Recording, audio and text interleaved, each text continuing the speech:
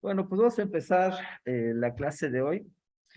Vi que en el último video que hicimos, aquí presencial el lunes, como que sus participaciones no se escuchan, ¿no? Yo hago una pregunta y ustedes me contestan y yo aquí en el salón de clase los escucho su respuesta, pero como están hablando tan lejos de mi computadora, no se oye lo que ustedes dicen.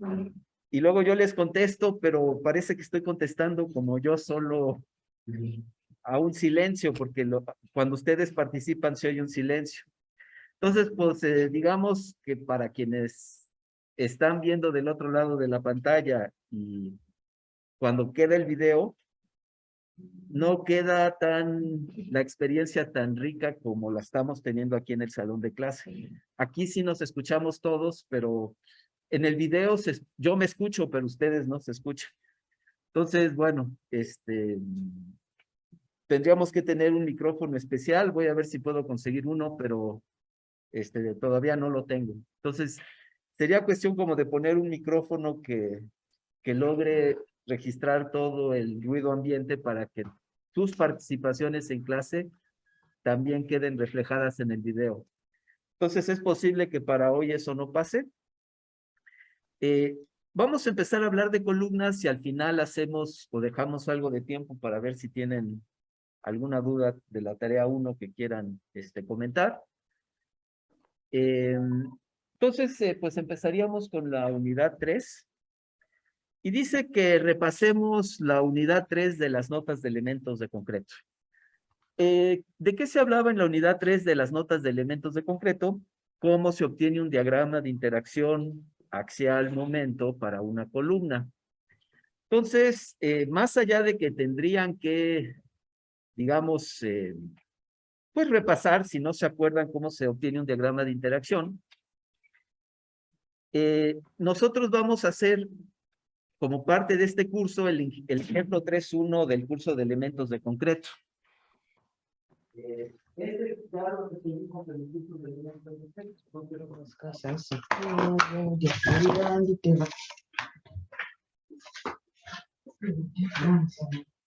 Nos vamos relativamente rápido. Nada más.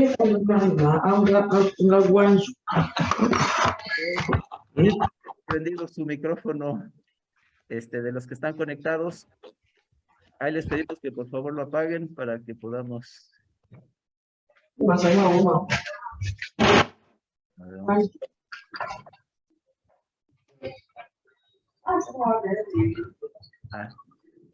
La voy a silenciar, patrocinio, para que no se oiga tanto su ruido.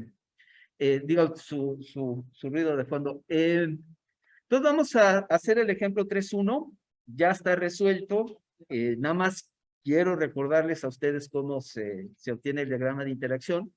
En este curso no vamos a obtener diagramas de interacción. Vamos a tener diagramas de interacción adimensionales que ya van a estar hechos, digamos, y que van a aplicar al dimensionado de nuestras columnas. Sin embargo, vale la pena recordar, entonces, que en el caso de una columna, qué tanto momento resiste depende de qué tanta carga axial esté actuando en la columna. Entonces, si se acuerdan, resolvimos este ejemplo en elementos de concreto, una columna de 50 por 50. Aquí está indicado que los recubrimientos son de 5 y tiene 8 varillas de 9. Entonces, la máxima carga axial en compresión que puede resistir la columna, pues es la que resiste todo el área del concreto, que es AG por F'C, más toda la carga en compresión que resistan las varillas, que es el área de acero por Fy.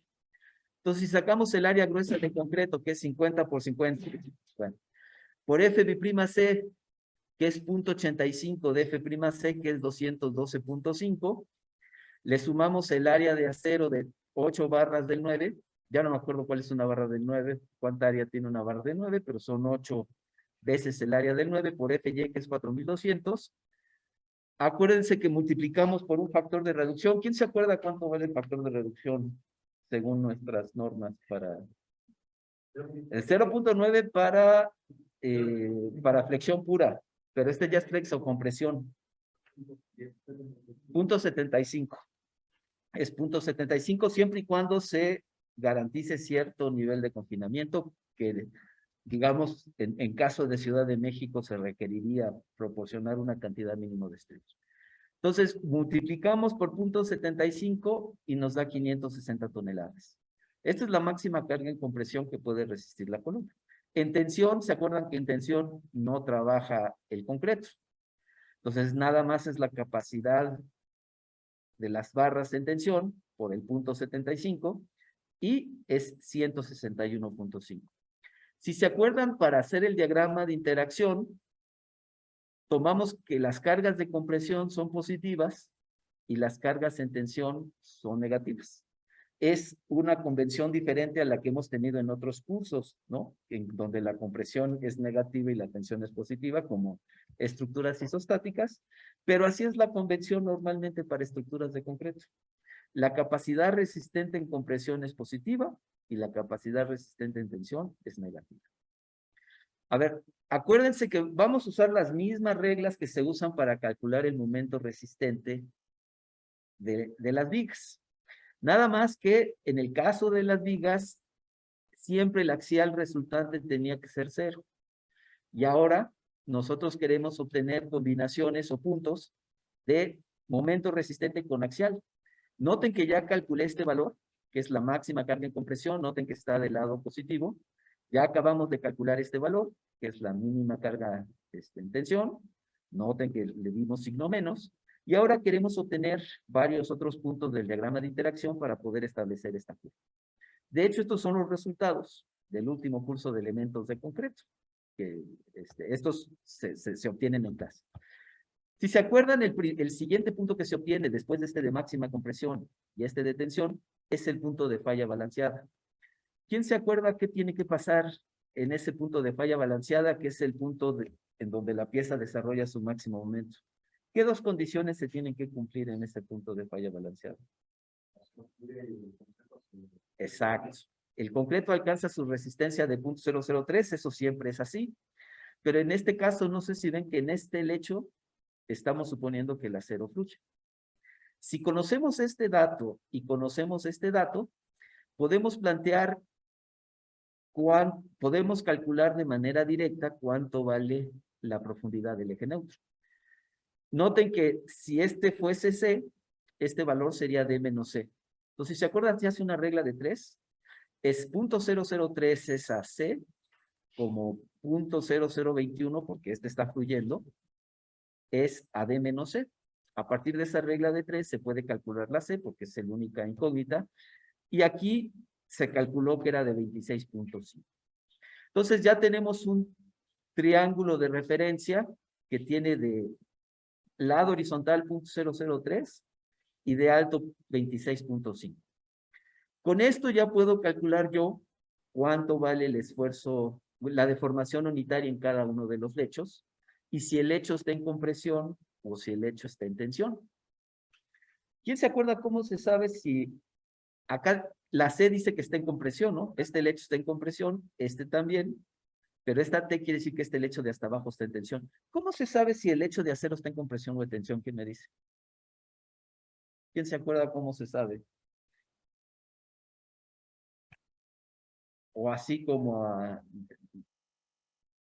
medio como adivinando le ponemos compresión o tensión. Sí, por encima de la profundidad del eje neutro, ¿qué tipo de esfuerzos tenemos? Exacto. Y por debajo del eje neutro, tensión. Entonces, si el lecho de acero está por arriba de la profundidad del eje neutro, está en compresión, que es lo que corresponde a estos dos lechos.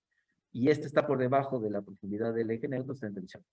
¿Se acuerdan que por triángulos semejantes vamos obteniendo la deformación unitaria en cada lecho? Entonces, para sacar la deformación unitaria en este lecho, pues tomaría este triángulo. Este sería la altura que le corresponde a esta deformación unitaria. Noten que si este es 5, entonces de aquí hasta abajo sería 26,5 menos 5, sería 21,5, que es este. Entonces aquí estamos haciendo la regla de 3 y la deformación unitaria, este sería 21,5 entre 26,5 por este 0.03, la regla de 3. Nos da esta deformación unitaria, quiere decir que el acero 1 está fluyendo. se demuestra aquí que este lecho intermedio, tenemos una deformación muy pequeñita, ya no está fluyendo. ¿Cómo se calcula el esfuerzo de este lecho? Si esta es la deformación unitaria y es menor que el punto 0021, ¿cómo se calcula este esfuerzo? ¿Quién se acuerda? Que suponemos que es 2 millones, ¿se acuerdan? Entonces, este punto, no sé cuántos, 17 por 2 millones, es 340. Y este, por definición, digo, se puede hacer la cuenta, pero por definición se acuerda que está para el punto de falla balanceado, empezamos con que este lecho está fluyendo. Entonces, este es el esfuerzo. Ya puedo sacar todas estas fuerzas, ¿están de acuerdo? Porque ya tengo el esfuerzo en cada uno de estos lechos de acero y tengo el área de cada uno de esos lechos. Y eso, pues, se hace aquí la cuenta. Ah, pues aquí está cuánto es el área de una barra del 9, es de 641. Entonces, ya determiné que este lecho está fluyendo 3 veces 641, porque son 3 barras de 9, por el esfuerzo de fluencia, y le pongo signo positivo. ¿Por qué le pongo signo positivo a este lecho? ¿Alguien se acuerda? ¿Qué fue lo que dijimos? Con presiones positivas, sí dijimos. ¿Se acuerdan que este lecho está fluyendo, pero en tensión? Entonces, es el mismo valor, no sé si lo ven, pero con signo menos, es tensión. ¿Cómo se saca la resistencia del concreto? Pues si ya tengo C, ¿cómo calculo esta profundidad del bloque equivalente? Con este C, ¿por quién tengo que multiplicar para obtener este? Por beta 1. Ya no me acuerdo cuánto vale el F'(C), vale 250, pues quiere decir que el beta 1 vale 0.85. Entonces, ya noten que ya tengo este valor de C de 26.5, multiplico por 0.85 y obtengo este 22.53. Entonces, ahí está, beta 1 por C, que es 22.53, por el ancho del bloque equivalente de concreto, que es 50, por el F'(C), que es 212.5, y positivo porque es compresión. Entonces, saco la contribución del concreto y voy sacando la contribución de cada uno de los lechos de acero, que aquí está. ¿Se acuerdan que el axial resistente para esta condición es la suma de todas estas fuerzas? Y cuando sumo todas estas fuerzas me da un 243.74 positivo. ¿Qué quiere decir este axial? ¿Cómo está? ¿En compresión o en tensión? Me dio positivo. Está en compresión. Compresión. Ok. Ahora hay que sacar los momentos. ¿Están de acuerdo? Apenas yo saqué para esta condición de falla balanceada qué tanta compresión está resistiendo la columna, pero también tengo que sacar un momento resistente. ¿Quién se acuerda respecto a qué punto vamos a sacar momentos? ¿Respecto a qué punto de la columna se sacan los momentos? ¿Perdón? Es que no los oigo con la lluvia y con que traen tapabocas. El eje, no el eje neutro. ¿Cuál? Es el centroide de la sección transversal, que está marcado aquí con el azul, ¿lo ven? ¿Están de acuerdo que el centroide no corresponde con el eje neutro? El eje neutro vale 26.5. ¿Están de acuerdo? ¿Y dónde está el centroide de esta sección? A 25. Es el centroide, no es el eje neutro. Los momentos se sacan con respecto al centroide. ¿Se acuerdan que cuando hacemos nuestros modelos de los marcos ponemos el eje centroidal de la columna? Todas las propiedades las tenemos que referir al centroide, porque esa es la convención que estamos usando para crear el modelo de nuestros marcos. Entonces, todo se va a sacar, los momentos se sacan con respecto a esta línea azul, que está a 25 centímetros. ¿Quién me dice cuál es la distancia de este lecho al centroide de la columna? ¿Se acuerdan que esta fuerza CC1 está aquí a la altura de este lecho? Esta fuerza CC1 corresponde a este lecho. ¿Qué distancia voy a tomar en cuenta de aquí al centroide de la columna? 20, ¿están de acuerdo? Acá dice que del centroide de las barras al centroide de la columna son 20. Entonces ahí está el 20, nada más que está en metro. Este segundo lecho, ¿qué distancia tiene al centroide estas dos? ¿Están de acuerdo que estas dos caen sobre el centroide de la columna?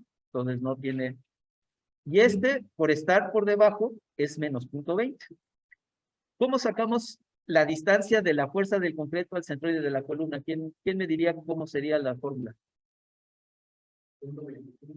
Sería esta distancia completita menos esta distancia de aquí, ¿están de acuerdo? Que sería beta 1c sobre 2 o este sobre 2.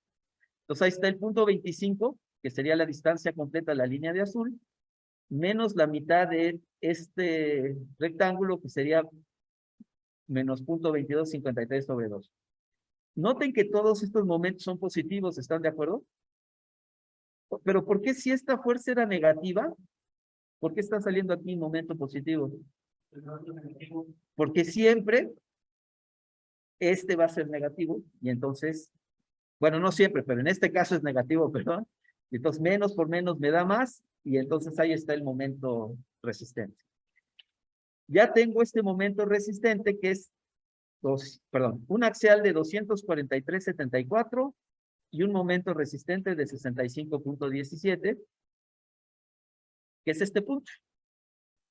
Digo, aquí están, está difícil leerlo, pero ahí está el 270 y pico y aquí está el 60 y pico de momento resistente. Entonces, este punto es el que acabamos de calcular. Y si se acuerdan, a partir de ahí vamos calculando más puntos para poder definir la forma de... Pues vamos a hacer un punto más. Ya este archivo lo voy a subir a la nube y ya ustedes pueden revisar el ejercicio completo. Pero dice que, o recomendábamos en elementos de concreto, que una vez que tuviésemos el punto de falla balanceada y el punto de compresión máxima, calculáramos un punto intermedio entre estos dos.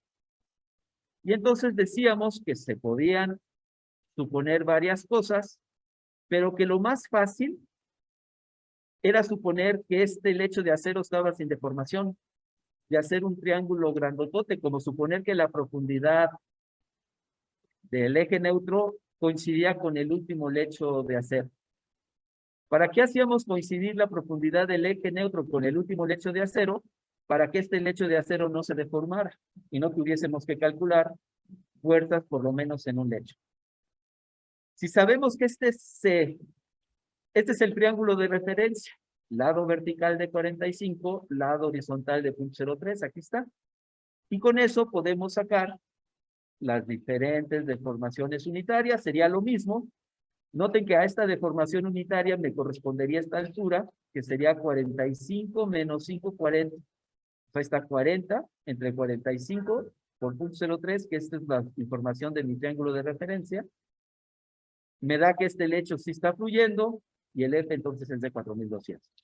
Hago lo mismo para este segundo lecho, nada más que con su respectiva distancia, que en este caso es de 20, y me sale que este lecho no está fluyendo.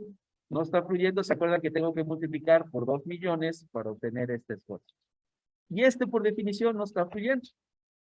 Entonces, aquí están los cálculos que se hacen.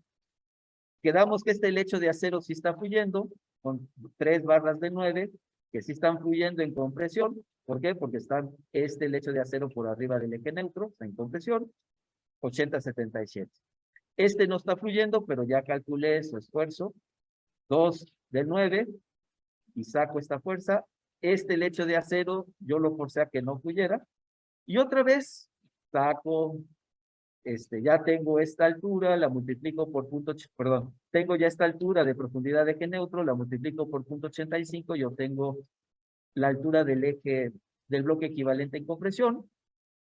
Multiplico por el ancho de 50 por el F de prima C, hago lo mismo, sumo todas las contribuciones a la fuerza axial, sumo todas las contribuciones al momento y obtengo un segundo punto que es 520 con 40.5. Este sería el 520 contra 45. Bueno, y voy cambiando la profundidad del eje neutro y voy obteniendo estos puntos y trazo el diagrama de interacción. Sin embargo, este no es el diagrama de interacción que se usa para diseñar. Este es el diagrama de interacción sin factor de reducción. Hay que aplicar el factor de reducción a este diagrama de interacción naranja. ¿Se acuerdan cómo se aplica el factor de reducción? digamos, a este primer punto, ¿cómo se le aplica el factor de reducción a estos valores? ¿Por cuánto y cuánto? Ajá. No, es por punto 75 los dos. Punto 75 y punto 75. Al segundo punto, este por punto 75 y este por punto 75. O sea, el factor de reducción aplica tanto a los axiales como a los momentos y es el mismo factor de reducción. ¿Queda claro? Entonces, este diagrama de interacción, yo voy tomando cada uno de estos puntos y tanto el axial como el momento lo multiplico por punto 75 y obtengo el correspondiente punto del diagrama de interacción azul. Reduzco todos los puntos y entonces hago el diagrama de interacción ya con factor de reducción. Bueno, esto lo pueden repasar en las notas de elementos de concreto, pero no creo que realmente necesiten irlo a repasar. Tienen todos los elementos nada más para recordar cómo se hace. Y así se haría, pero digamos, acá vamos a usar otra metodología porque imagínense que yo les pusiera en un ejemplo a dimensionar una columna y que para dimensionar la columna ustedes tuvieran que sacar este diagrama de interacción. Se tardarían mucho y luego ya no les daría tiempo para dimensionar la columna. Ya en elementos de concreto evaluamos si son capaces de sacar este diagrama de interacción y ya sabemos que si llegaron a este curso es porque sí. Entonces acá les queremos, dado que conocen este diagrama de interacción, que dimensionen la columna. Bueno, entonces esa sería la parte de repaso. Vamos a hablar que en la vida real la gran mayoría de las columnas no tienen un momento, sino tienen dos. Cuando hagamos los ejercicios, pues vamos a ver claramente por qué. A ver, si nos adelantamos a ver el enunciado, un enunciado de los ejercicios, van a ver que las columnas forman parte de marcos tridimensionales y que esta columna como parte de este marco va a recibir un momento en esta dirección, pero no sé si ven que esta columna también forma parte de este marco y este marco les va a bajar momento en la otra dirección. Entonces, la gran mayoría de nuestras columnas en la vida real, en realidad no solo tienen momento en una dirección, sino tienen momentos en dos direcciones. En dos direcciones perpendiculares, porque casi siempre nuestros marcos están dispuestos en esas direcciones perpendiculares. Entonces, ¿cómo le hacemos? Porque en elementos de concreto solo aprendimos a sacar el diagrama de interacción como suponiendo que solo había momento en una dirección, y estamos diciendo que en la vida real, cuando analicemos nuestros marcos, va a salir que la columna trae dos momentos, uno en dirección X, digámoslo así, y otro en dirección Y.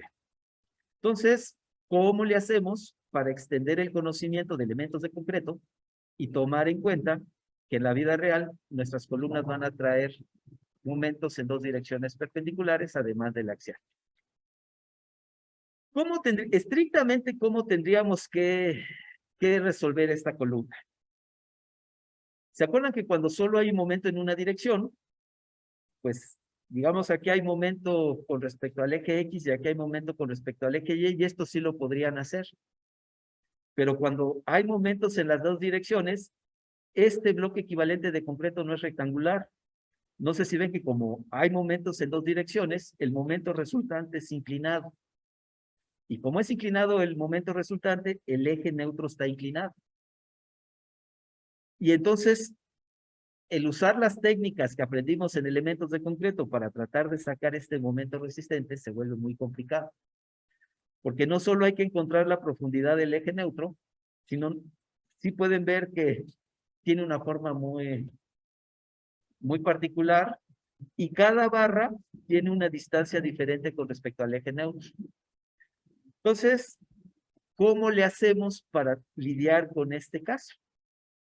Pues lo que vamos a hacer es, como hicimos en el curso de elementos de concreto, sacar el momento resistente de la columna con respecto al eje Y, tal como aprendimos en elementos de concreto, y luego sacar el momento resistente de la columna, pero en la dirección perpendicular.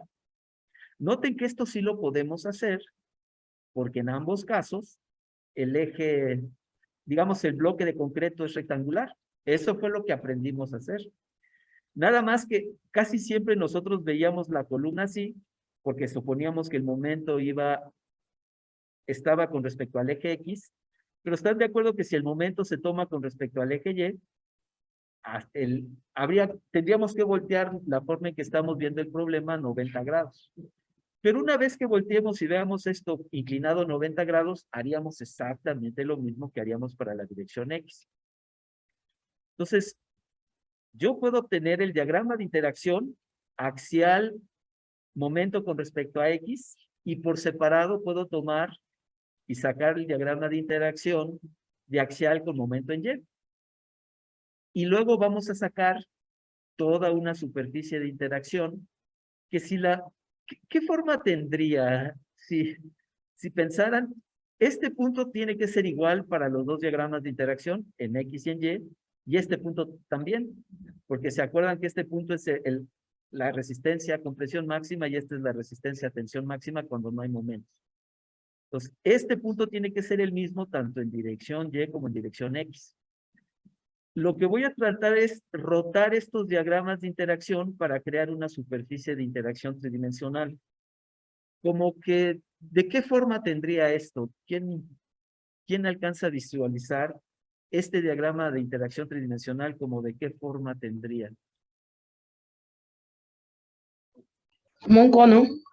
Es como una especie de cono, pero el cono llegaría hasta acá y no sé si ven que hacia la parte de abajo, es como un cono, no sé si ven que de aquí para arriba sería un cono. De acá hacia abajo, ya, como que se haría un poquito más chica la dimensión. ¿Qué fruta tiene esta forma, por ejemplo, en México? En España no sé, pero como qué fruta tendría esta forma, digamos. Como una pera, no sé si lo ven, es una pera de interacción, como una especie de jícama de interacción, ¿sí? Entonces, esa es lo que estamos tratando de entender sabemos cómo obtener la curva verde y la roja y queremos tratar de entender cómo obtener el resto de la superficie, que sería una superficie tridimensional. Entonces, ojo que estamos diciendo que podemos obtener la curva verde y la roja y que esa sería nuestra base. Dice que hoy en día, en realidad, lo que se hace es que se le pide a un programa de computadora que haga esto. Y el programa de computadora genera esa superficie tridimensional. Ojo que aquí nada más esta superficie está en un cuadrante, pero tendría que estar en los 4 cuadrantes, ¿sí me entienden? Este es nada más como un cuarto de la pera. En la vida real habría que generar toda la pera completita. Pero acá, ¿qué creen? ¿Se acuerdan que en este curso ustedes no pueden usar software especializado? Tienen que hacer las cosas a mano. Entonces, en las normas de nuestra ciudad dicen que si tengo un software, usa el software y está bien. Pero me dicen, en caso de que no tengas un software, como sucede con los alumnos de cursos de diseño de estructuras de concreto, te voy a dar una metodología alterna que se basa en la que se conoce la formulación de Bresler. En realidad, lo que plantea la formulación de Bresler, y eso lo pueden ver en el libro del doctor González Cuevas, es tratar de ajustar una superficie plana a esta curva. Pues no es muy fácil. En el libro del doctor González Cuevas hay figuras para que vean cómo se trata de ajustar esa superficie de plana a esta superficie curva. Pero esta es la ecuación del plano que se ajusta, digamos, lo mejor posible a esa superficie curva. ¿Quién se acuerda qué es P0? Según las figuras que están acá arriba, ¿quién es P0? Es la capacidad máxima a compresión de la pieza. ¿Se acuerdan que la acabamos de calcular ahorita? Perdón. ¿Se acuerdan que se calcula así? Bueno, este es P0.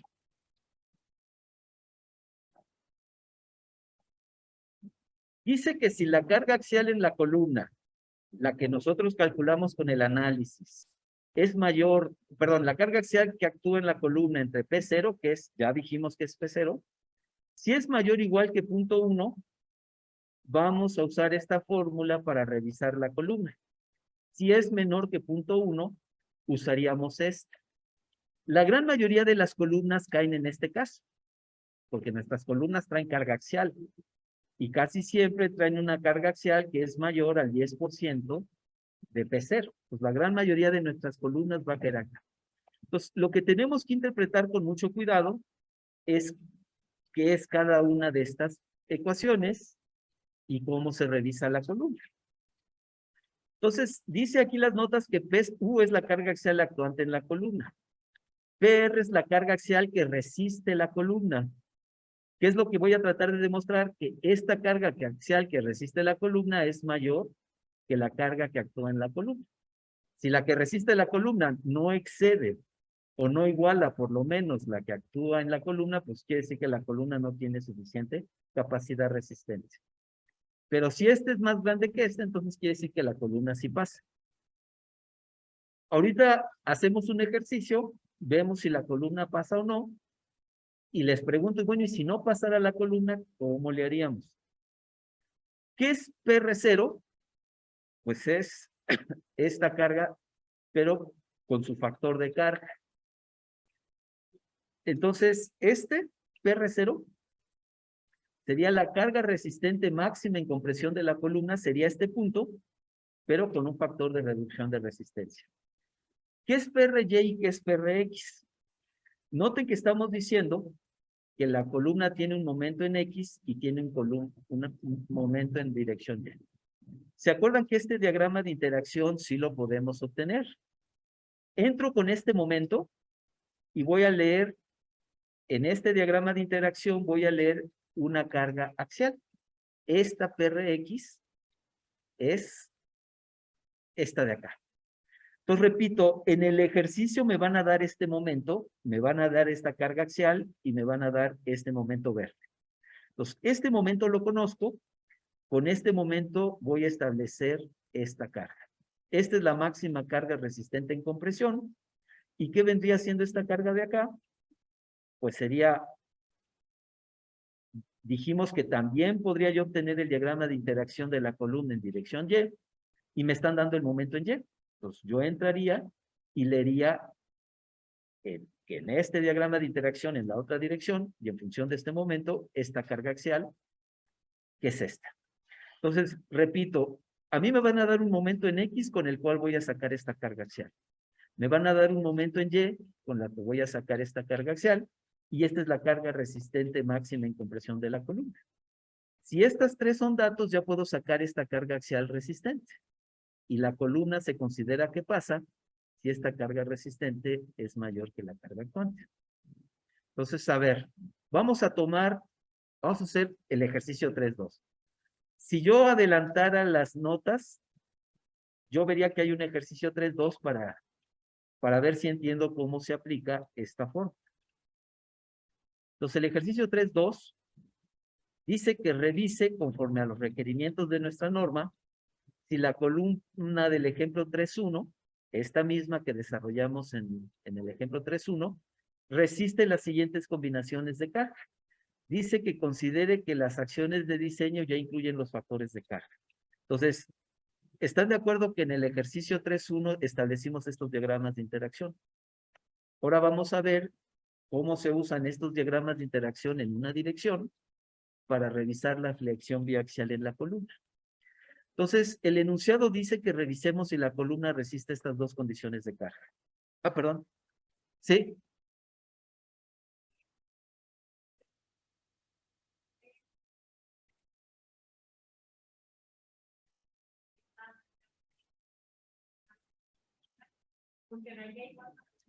Sí. A ver. Que sí. A ver, vamos a platicar en general, eso lo vamos a ver cuando lleguemos a la unidad 7 en el diseño de zapatos. Entonces, imagínense que en su columna bajara un axial y dos momentos. Ahorita estamos tratando de entender si la columna resistiría ese axial y esos dos momentos. pero para que la columna pueda sostenerse en su sitio, tiene que ponerle una zapata, porque si usted pone la columna directamente en el piso, ¿qué va a pasar? La columna va a aplastar el piso, ¿está de acuerdo? Se va a hundir en el piso como si la columna fuese un clavo. Entonces, para que la columna no le haga eso al piso, tiene que poner una zapata. ¿Qué es lo que va a tratar de hacer? Que el momento que baja por la columna se reparte en un área más grande para que los esfuerzos que se generan en el piso no aplasten el piso. La carga axial que viene bajando por la columna también la quiere distribuir en una área más grande para que el axial que baje la columna no aplaste el piso. Entonces, vamos a ver que vamos a poder traducir los momentos y los axiales en la columna en esfuerzos en la superficie de la zapata. Y vamos a asegurar que tanto la zapata aguante esos esfuerzos como el suelo aguante esos esfuerzos. Pero eso lo vamos a ver hasta el capítulo 7. Ahorita nada más queremos ver que la columna resista su axial y sus momentos. ¿Sí queda claro?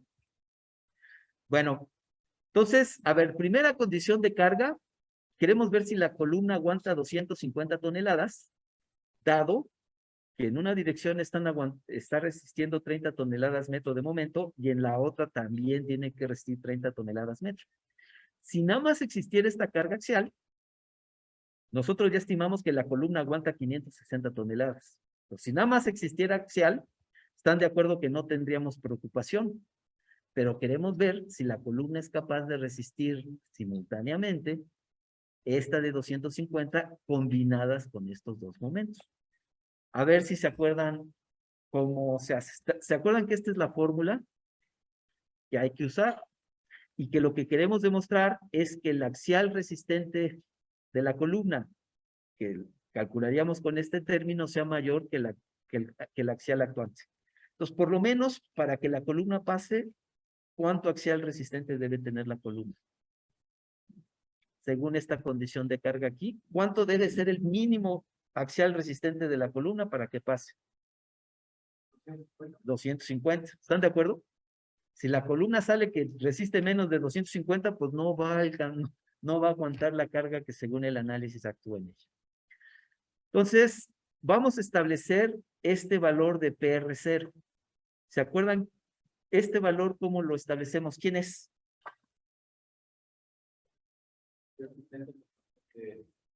Acá, vamos a ver, justamente vamos a ver cómo se maneja este problema.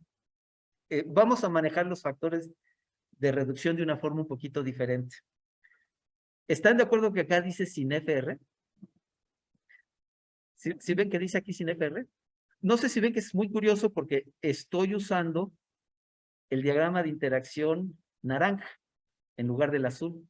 Debería estar usando el azul, ¿están de acuerdo? Pero estoy usando el naranja.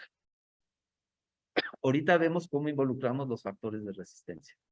Entonces, ahorita de entrada voy a calcular estos sin factor de resistencia. Ojo que los estoy sacando del diagrama de interacción sin factor de resistencia. Entonces, ¿dónde lo leería? Sin factor de resistencia, ¿dónde lo leería en esta gráfica? Es este. Díganme la fórmula, ¿cómo se calcula? Ya lo calculamos, pero ¿cómo se calcula este punto? Es el área gruesa de la columna, ¿por cuánto?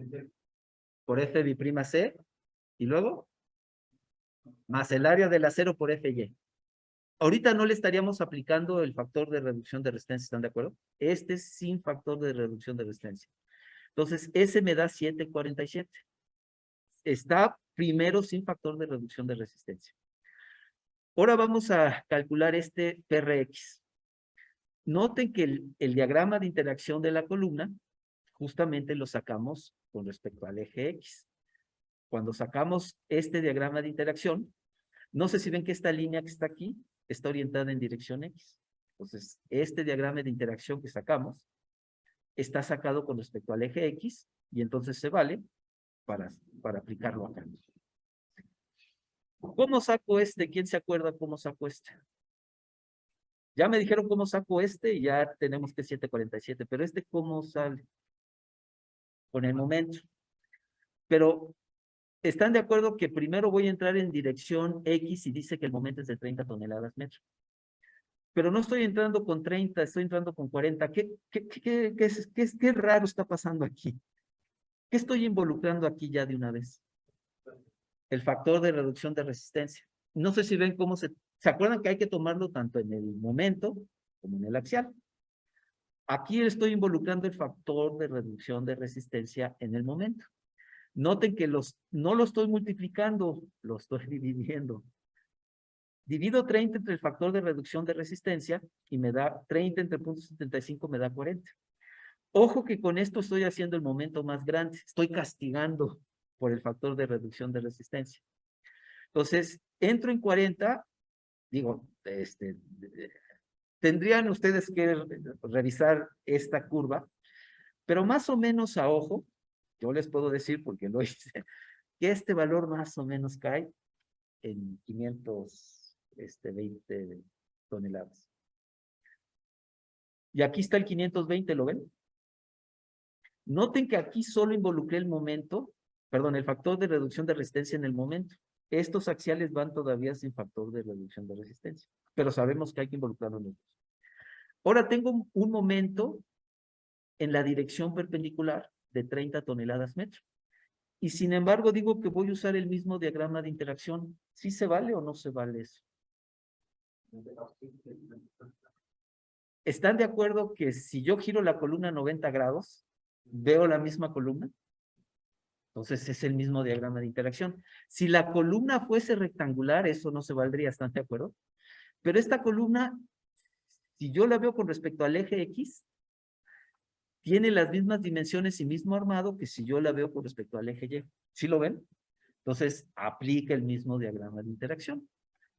Y vuelvo a entrar con un momento de 30, pero era en dirección Y, castigado por el factor de reducción de resistencia, y obtengo el 520.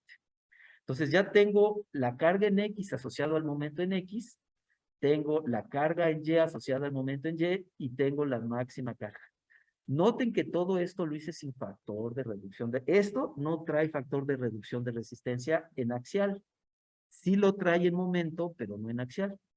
Despejo de aquí esta fuerza y me da 400 toneladas. Antes de poder revisar si la columna aguanta, ¿qué le tengo que hacer a este axial? Le tengo que aplicar su factor de reducción de resistencia, ¿están de acuerdo? Y me da 300, ¿pasa la columna o no pasa? Sí pasa. ¿Están de acuerdo que castigué tanto el momento como castigué el axial? A ver, ¿quién me dice entonces, para sacar este PRX, yo tengo que usar el momento que está aquí, pero no lo uso tal cual, lo castigo por el factor de reducción de resistencia. ¿Cómo lo castigo este momento para sacar esta PRX? ¿Qué tengo que hacer este 30 para poder sacar esta fuerza? Dividir entre el factor de reducción de resistencia de 0.75. Aquí estoy ya castigando al momento por el factor de reducción de resistencia. Leo esta fuerza, pero están de acuerdo que esta fuerza todavía no está castigada. Entonces, el resultado final lo castigo por el factor de reducción de resistencia.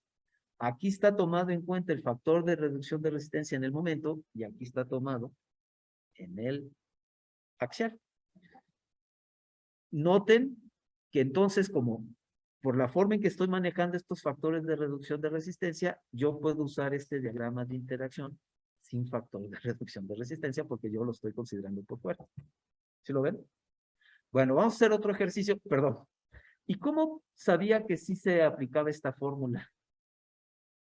Dice las notas que esta fórmula solo se aplica si esta condición se cumple. Ayúdenme a evaluar esta condición. ¿Qué es este PU? Ahí está. ¿Y qué es este P0? Pero este sí está multiplicado por 0.75. ¿Están de acuerdo que este P0 sí va multiplicado por 0.75? ¿Están de acuerdo que este me dio mayor que 0.1? Y entonces quiere decir que aplique esta fórmula. A ver, vamos a hacer un segundo ejercicio porque dice las notas que no solo revisemos esta condición de carga, sino esta también. Noten que esta aguanta 150 toneladas y que si no existieran estos momentos, sabríamos que la columna podría aguantar estas 150 toneladas, pero la pregunta no es si puede aguantar 150 toneladas, si no aguanta 150 toneladas, dado que en dirección X está actuando este momento y en dirección Y está actuando este. A ver, pues va lo mismo. Habría que revisar esto. Ahora la carga axial es de 150, es la misma columna que antes, entonces el P0 sería 0.75 por 747, me da 0.27 que es mayor o igual que 1, entonces se aplica esta fórmula. ¿Qué es este PR0? ¿Quién se acuerda? Dado que este es el diagrama de interacción sin factor de resistencia, ¿de dónde se lee este PR0?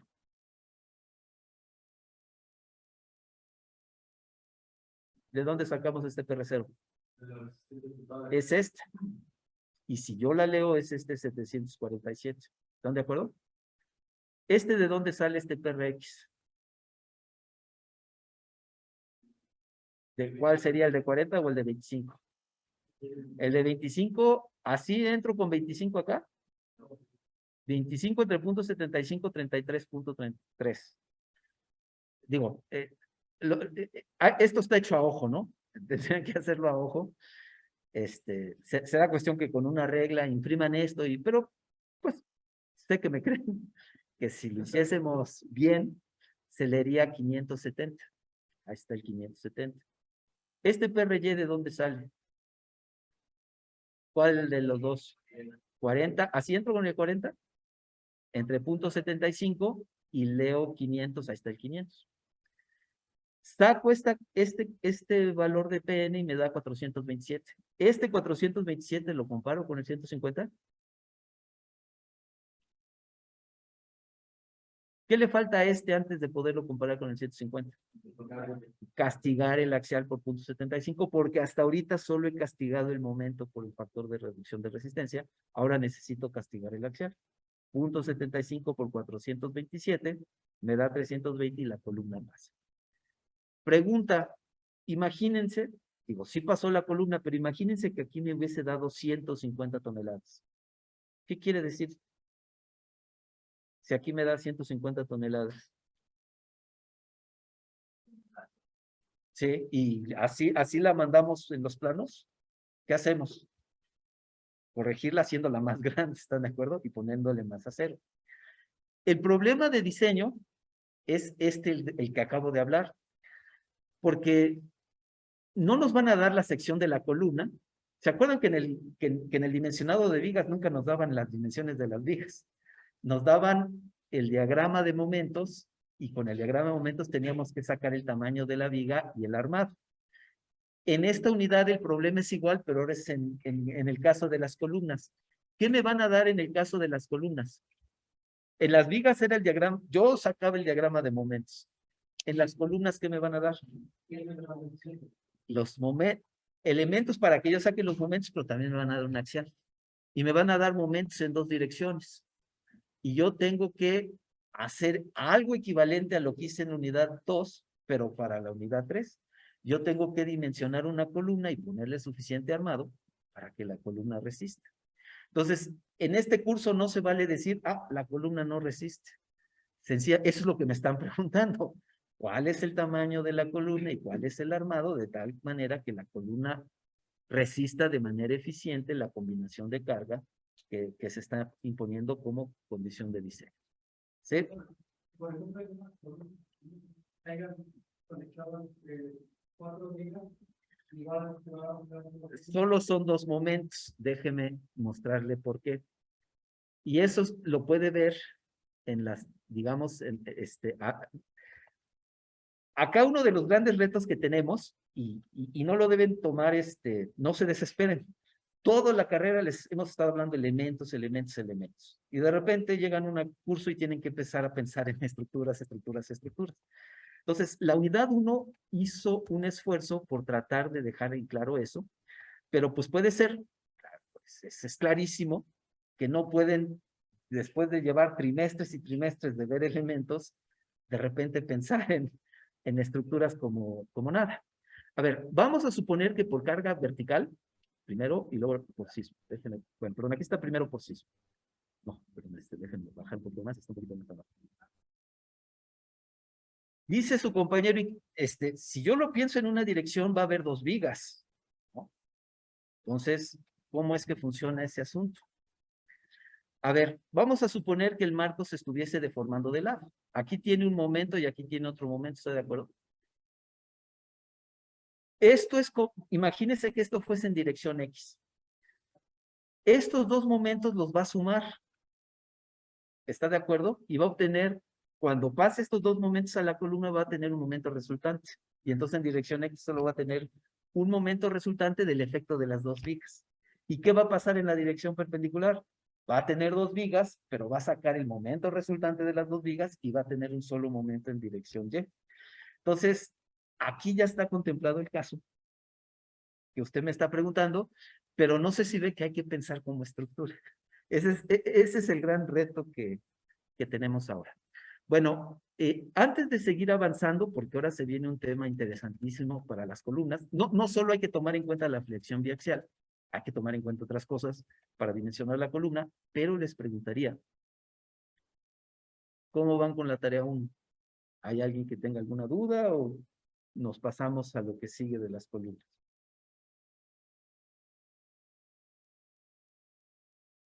No sé cómo interpretarlo, ¿van bien con la tarea o no? Bueno, pues échenle ganas porque sacar bien las tareas es fundamental para este curso. Sí. Una vez que ya tengamos la fila pasa por la carga, bueno, por el primer momento tendríamos que sacar la siguiente carga por el puesto propio, ¿no? Sí, en la vida real sí, en la tarea no. En la vida real, esta viga es tan grande que pesa bastante en relación a las 40 toneladas. Digamos que cuando el peso de la viga es significativo en relación a la carga de la grúa, pues también tiene que tomar en cuenta el peso de la viga. Pero vamos a suponer que estamos diseñando la viga ahí sin peso propio, no porque no lo deban tomar, sino como para simplificar un poquito el problema, bajo el entendido que ustedes saben que en la vida real sí habría que tomar ese peso propio. ¿Sí? ¿Qué les ven? ¿Alguien ya sacó alguna dimensión de la viga? ¿Cuánto? En medio de 50 por 130. O sea, un peralte de 1.30 es una viga muy pesada. O sea, en la vida real no se podría despreciar el peso de eso, pero lo van a despreciar. Nos está diciendo su compañero que la viga mide 1.30 acá y 50 acá. ¿Basta solo que le ponga 0 arriba y abajo la viga? ¿Qué dijimos? Porque eso seguramente corren el riesgo de no ponerlo, pero ¿qué dijimos que tenían que hacer aquí en estas caras? Tienen que controlar el agrietamiento, porque si construyen esa viga con puro acero arriba y abajo, se les va a agrietar, se van a formar grietas verticales que necesitan controlar. ¿Cómo dijimos que las controlan? Con este acero, ¿están de acuerdo? No se les olvide poner su acero por agrietamiento. Nada más, creo que ese sería como el único detalle que pudiese, digamos de entrada, que se les pudiese pasar. Vamos a entrar entonces a un tema súper interesante que es efectos de esbeltez. Resulta que las vigas no solo tienen que resistir los momentos que les producen las cargas gravitacionales y verticales de manera directa, sino que hay unos momentos secundarios, si quieren verlos, son como unos momentos parásitos que se generan y que si uno no tiene cuidado, puede subdimensionar los elementos estructurales. Estos momentos secundarios surgen cuando los elementos de concreto tienen cargas axiales, o los de acero, los que sean. ¿Por qué en las vigas estos momentos secundarios no eran tan importantes? Porque las vigas no tienen carga axial. Pero como las columnas sí tienen carga axial, tenemos que ser muy cuidadosos para entender que los momentos que debe resistir nuestra columna son más grandes de lo que parecen a primera vista. Entonces imagínense que del análisis obtuviésemos que nuestra columna tiene que resistir este momento M en la parte de arriba, un momento igual M en la parte de abajo y una carga axial P. No sé si ven que cuando aplicáramos estos momentos a la columna se deformaría así, en curvatura sencilla. Lo podríamos ver más fácil si quitáramos el momento y alejáramos la carga axial una distancia e.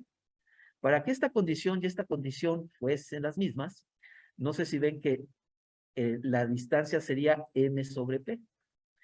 ¿Para qué? Para que si yo quisiera sacar este momento sería p por e y tendría el momento original. Entonces, si yo calcular esta distancia así, estaría diciendo que esta condición y esta condición serían la misma. Pero esta condición me permite ver mejor esta deformación, porque no sé si ven que esta carga axial, si la aplico en este extremo se bajaría. Y si esta carga axial la aplicar en este extremo se subiría. ¿Se acuerdan que este ángulo se tiene que conservar en 90 grados? Y entonces, pues la única forma en que esto se baje es que esta columna se deforme así. Noten que esta columna está desarrollando una flecha en esta dirección. Lo vimos para la tarea. Mientras hay un diagrama de momentos en esta columna, la columna se va a deflexionar perpendicular a su eje. Pero ¿cuál es el problema? Que no sé si ven que este punto de la columna, el momento ya no es P por E. ¿Cuánto vale el momento en este punto de la columna ya que se deformó? P por E más Y. ¿Están de acuerdo que esta distancia también hace momento hasta acá? Entonces noten que cuando la columna se deforma en presencia de carga axial, se crea una serie de momentos secundarios. Entonces, está el momento primario, que es el que me daría el análisis directamente, pero debido a esta deformación y que esta carga axial produce un momento en esta deformación, se crea unos momentos secundarios. Entonces, noten que acá el diagrama de momentos sería muy parecido al de la viga de su tarea. Es un diagrama de momentos constante en altura. Pero, por ejemplo, en la columna de su tarea no estamos calculando esto. Les puedo decir que no pinta, y ya lo van a demostrar ustedes, como parte de seguir desarrollando esa tarea. Pero no todas las columnas este momento es despreciable. ¿Por qué creen que en su viga, en su tarea, este momento no va a ser muy importante? Bueno, ya verán por qué. Mejor no adelantemos, pero en su tarea este momento va a ser despreciable. Y entonces, con los momentos que ya calcularon, es suficiente para dimensionar la columna. Pero hay veces que este axial es suficientemente grande y esta distancia es suficientemente grande para que este momento secundario sea significativo en relación a este.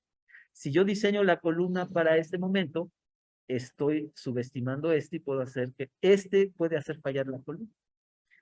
Nos dice que la columna no solo debe resistir el momento primario, sino además el momento secundario, y que dentro de este contexto, mientras mayor sea el momento secundario, menor capacidad. Perdón, ¿qué está pasando en el helicóptero? Bueno, entonces que las columnas tienen que resistir no solo su momento primario, sino también el secundario. Y que si el secundario es muy grande, puede ser muy peligroso si no lo toman en cuenta. Dice que este efecto también ocurre en marcos que se deforman lateralmente.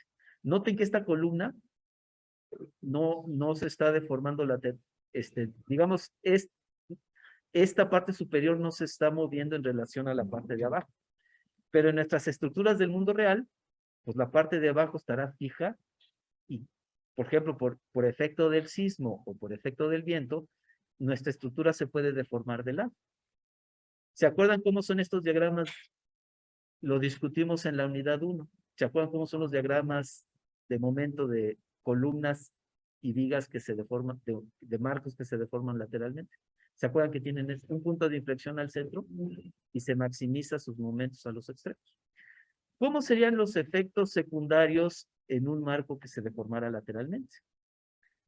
Pues el marco, aparte, tiene sus cargas gravitacionales. ¿Están de acuerdo que esta columna tiene que bajar carga axial y esta columna tiene que bajar carga axial? Entonces pintemos la carga axial en la columna. ¿Cómo serían los momentos secundarios en una columna que se deformara lateralmente? Aquí tienen que ser cero. Los momentos secundarios también. ¿Por qué tienen que ser cero aquí? ¿Qué representa esto? Es un cambio de curvatura, es un punto de inflexión. Y entonces en un punto de inflexión o en un punto de cambio de curvatura siempre el momento es cero. Entonces partimos con que sabemos que el momento es cero acá. Pero no sé si ven que la columna respecto a este punto de inflexión se está deformando. Y la columna tiene una carga axial.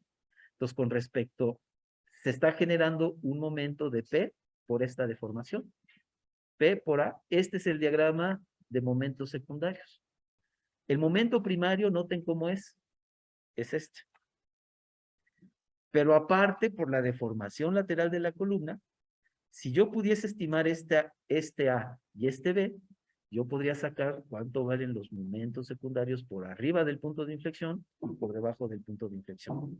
¿Cómo sería el diagrama de momentos totales?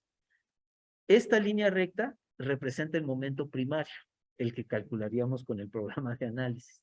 Y yo se lo tengo que añadir por efecto de la deformación del marco y de que la carga axial en la columna está creando estos momentos secundarios.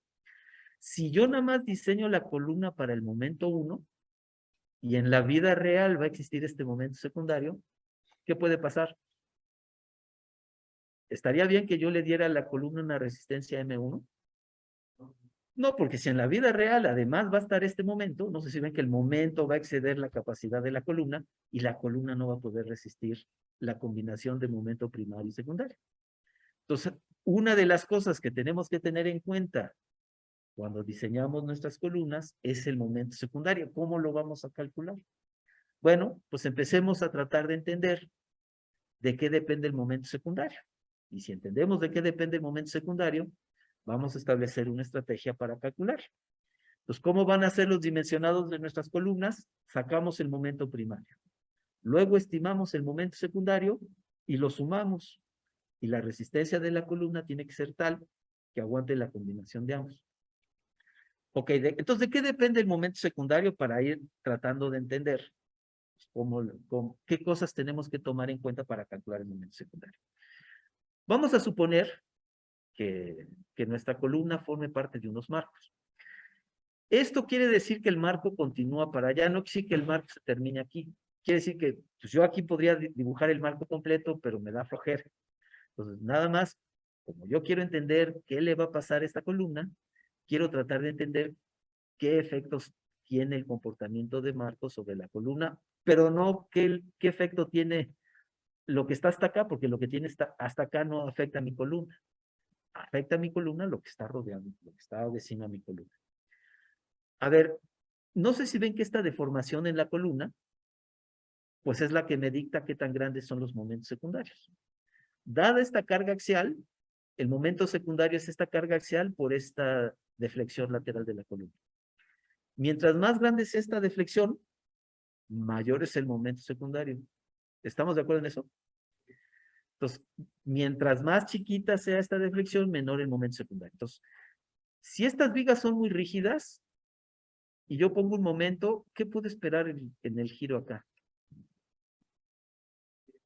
Que giren poco, porque las vigas son muy rígidas y si son muy rígidas, no se deforman mucho. Entonces, no sé si ven que si las vigas son muy rígidas, este giro es muy pequeñito. Y si este giro es muy pequeñito, ¿cómo es esta flecha? Es pequeñito. Entonces, ojo, si las vigas son muy rígidas, los momentos secundarios, ¿cómo son? Pequeños. Ahora, ¿qué pasa? No piensen ahora en las vigas, ahora piensen en las columnas. Si el momento de inercia de las columnas es muy grande, si las columnas fuerza muy grande en flexión, ¿esta flecha es más grande o es más chica? Chica. Pues también si las columnas fuesen muy rígidas, esta flecha es chiquita y el momento secundario es chiquito. Entonces, esta flecha depende de qué tan rígidas en flexión son las vigas y las columnas. Mientras más grandes son las vigas y las columnas y más rígidas son, esta flecha es más pequeñita y el momento secundario es más pequeño. Entonces, eso lo tengo que tomar en cuenta. Y eso es lo que dice en 1 y 2. Dice que mientras mayor sea la rigidez en flexión de las vigas, menores serán las deformaciones perpendiculares y por tanto los momentos secundarios. Lo mismo dice acá de la rigidez en flexión de las columnas. Ahora, vamos a ver el tipo de curvatura.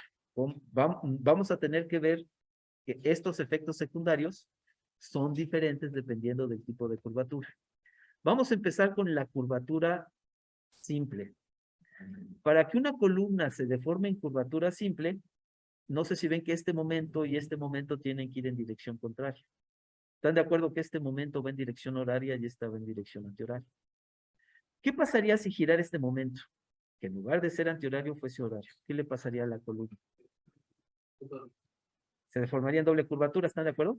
Entonces, ahí están los dos casos y lo que tiene que suceder para que la columna se deforme en curvatura sencilla o en curvatura doble. Esto nos los va a dar el análisis.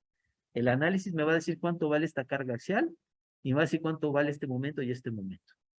Entonces, si los momentos están en direcciones contrarias, ¿a qué me refiero en dirección contraria? Este va en sentido de las manecillas del reloj, este va en contra.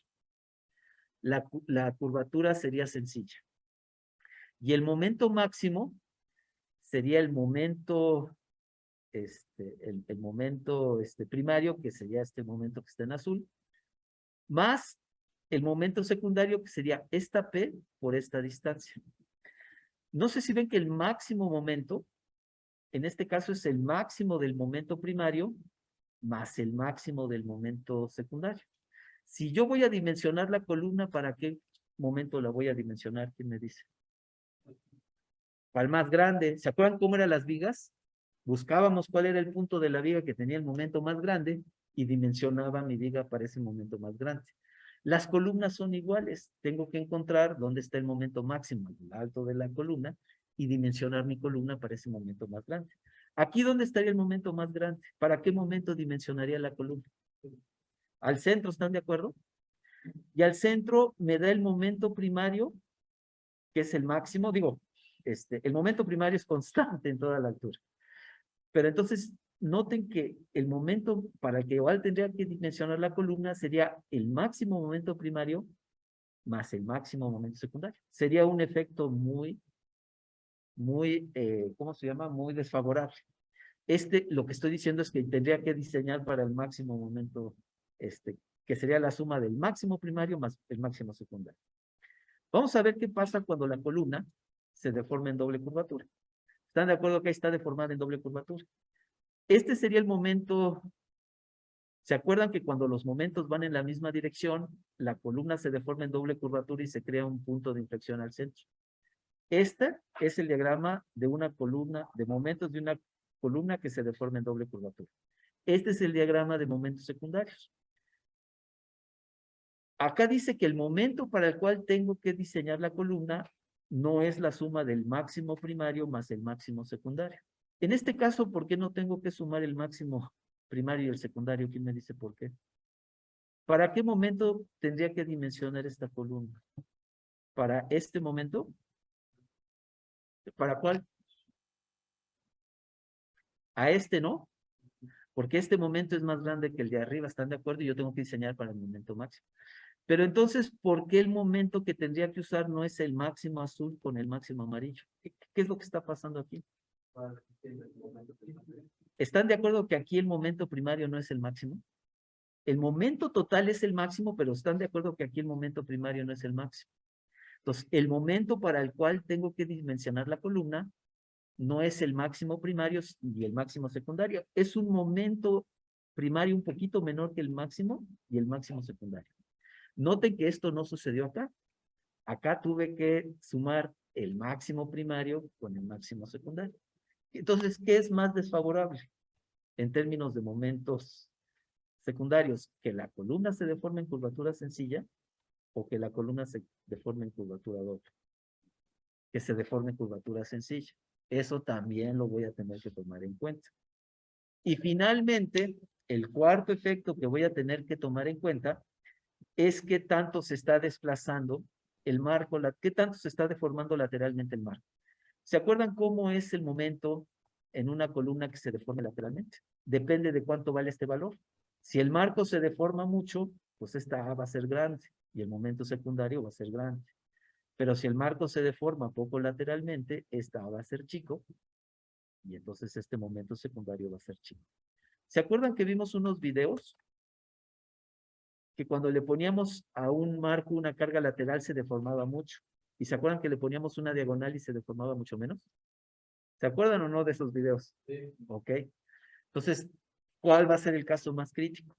¿Que el marco esté por sí solo o cuando le pongamos un elemento rigidizante como un muro, como un contraviento? Cuando esté solo. Cuando el marco esté solo, los momentos secundarios van a ser mucho más grandes que cuando les pongamos un elemento rigidizante. Y eso lo vamos a tener en cuenta. Entonces, 4 cosas que tenemos que tener en cuenta. A ver si se acuerdan. La rigidez de las vigas. Mientras más rígidas son las vigas, menos pintan los efectos de esbeltez o los momentos secundarios. ¿Qué otra cosa? Después de la rigidez de las vigas, ¿qué otra cosa tenemos que tener en cuenta? La rigidez de las columnas. Mientras más rígida es la columna, ¿qué pasa? Menos son los efectos de esbeltez o los momentos secundarios. Tercer parámetro, ¿cuál era? Tipo de curvatura. ¿Cuál es el peor caso? ¿En qué nos tenemos que fijar más cuando hagamos esto? ¿Curvatura sencilla o curvatura doble? Sencilla. ¿Y cuál es el cuarto elemento que hay que tomar en cuenta para sacar estos efectos? Si está rigidizado lateralmente el marco, ¿no? Acá nada más hay una pequeña discusión que dice, oigan, ¿y si yo tuviese muchos marcos y solo rigidizara? Imagínense que yo tengo, ven aquí que hay 5 marcos, este es uno, aquí sería una columna, ¿no? Entonces se entiende que aquí hay otro marco.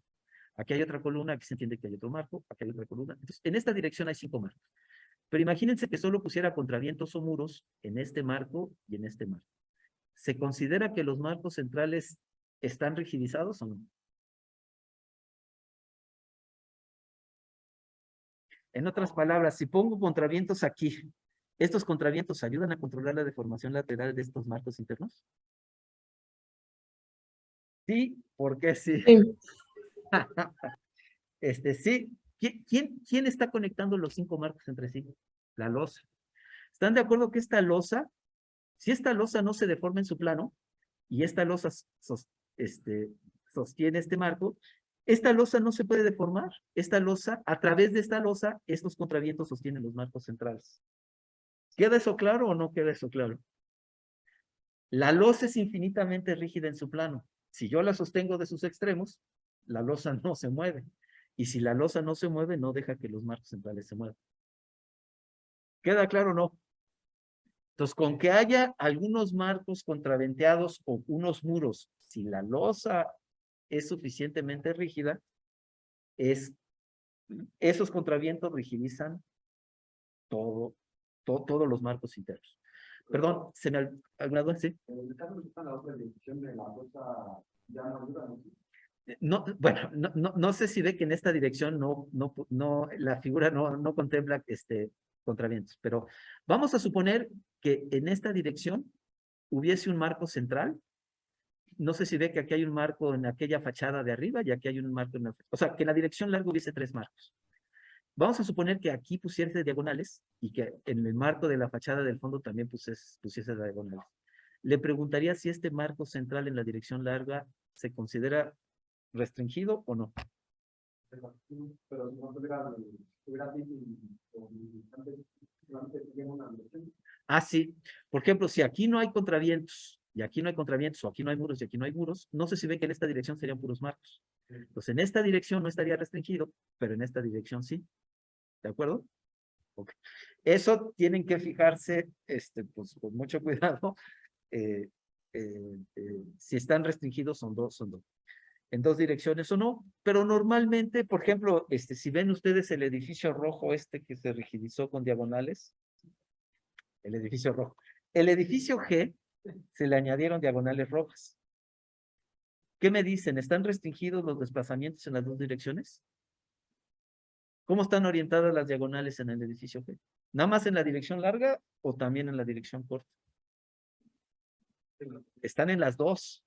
¿Están de acuerdo? Y además no están contraventeados todos los marcos. ¿Quiénes están contraventeados en el edificio G y quiénes no? ¿Qué marcos están rigidizados con diagonales y cuáles no? A ver si se han fijado. Exacto, en los núcleos de escaleras, en la dirección corta se pusieron diagonales. Y hasta el otro núcleo se ponen más diagonales, ¿están de acuerdo? Pues toda la parte que esté entre los núcleos estaría suelta, pero como la losa es suficientemente rígida, las diagonales que están en los núcleos de escalera toman todos los marcos que están entre los núcleos de escalera. ¿Estuvo muy confusa esa explicación o queda claro? ¿Ah? A ver, perdón para los que están en internet, vamos a hacer una figura. Bueno, ya queda poco tiempo.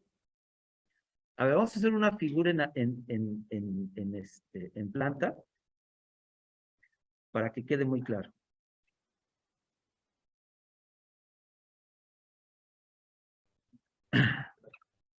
Vamos a ver. Miren, pues podemos revisar el trabajo de sus compañeros. Los alumnos de posgrado hay veces que tienen, porque si no, se deforman mucho. Entonces vamos a ver el trabajo de alguno de sus.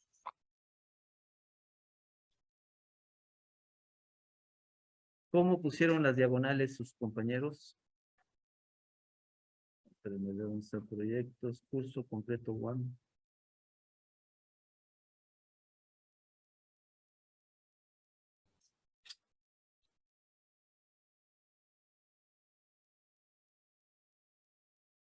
Aquí estamos a ver el último proyecto.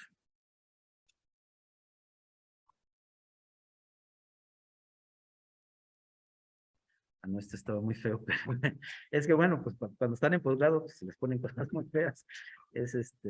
Acá todavía vamos con estructuras un poquito más simples, ya en posgrado, pues, vamos, no se fijan en la calificación, esperemos que sea media.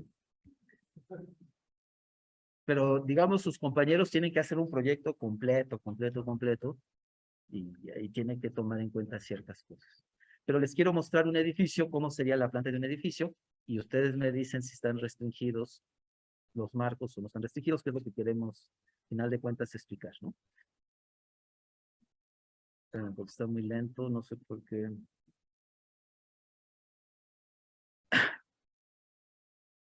Mientras esté esa bolita azul, quiere decir que está como pensando, no me deja hacer nada. Entonces, voy a dejar que esa bolita azul.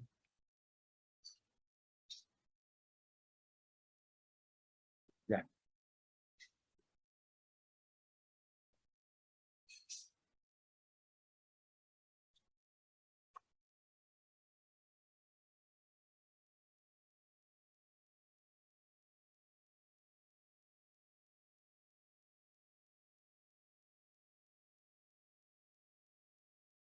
Ahí está la geometría. Ahí está la estructura como se supone que está originalmente con marcos. Y les preguntaría dónde pondrían ustedes diagonales para que todos los marcos en las dos direcciones estén rigidizados. Estamos suponiendo que hay una losa, tal como en la explicación que dimos. Espérenme porque. Ahí está. No dejen ir muy lento. Ahí está la vista del proyecto que escogieron sus compañeros.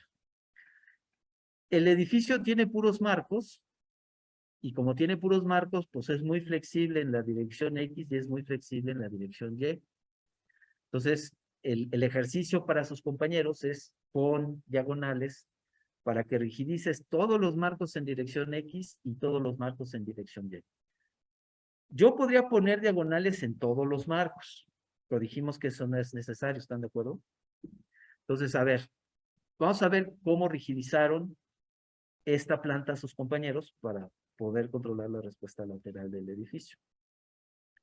Entonces,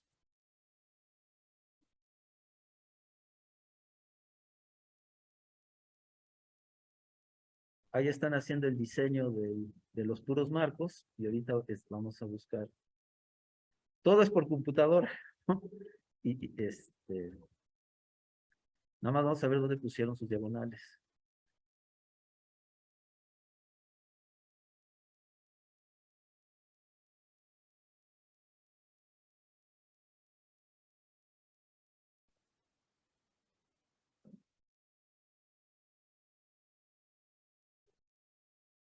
Y no, ahí están ya hablando de que van a poner diagonales para que el edificio se comporte muy bien, así tal como se reutilizó el edificio G.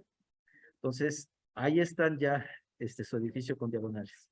Entonces, aquí no se ven, pero aquí se ven un poquito mejor. No sé si ven que está rigidizado este marco, aquí, aquí, aquí y acá. O sea, no sé si ven que solo pusieron diagonales, aquí, acá, y en el equivalente de estos dos lugares, pero en la fachada de atrás. ¿Están de acuerdo que este marco no está rigidizado con diagonales? Ni este, ni este. Solo pusieron diagonales sus compañeros de posgrado a este marco de acá y a este marco de acá. La pregunta, ¿estos tres que están aquí están rigidizados o no?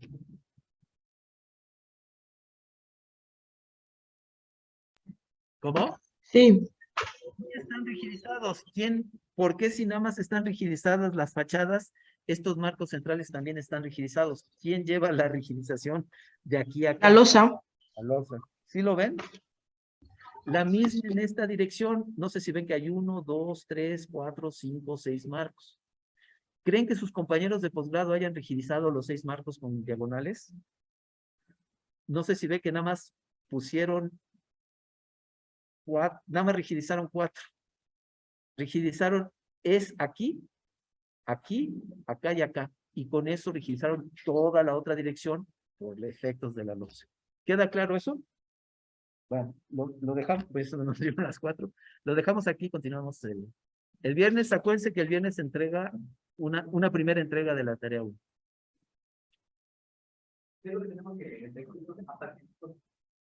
Diseño de viga y columna para estado límite de seguridad y cómo va a calcular la flecha en el extremo de la viga. Esas dos cosas. Bueno, pues a los que están conectados, los veo el viernes. Gracias. Hasta luego.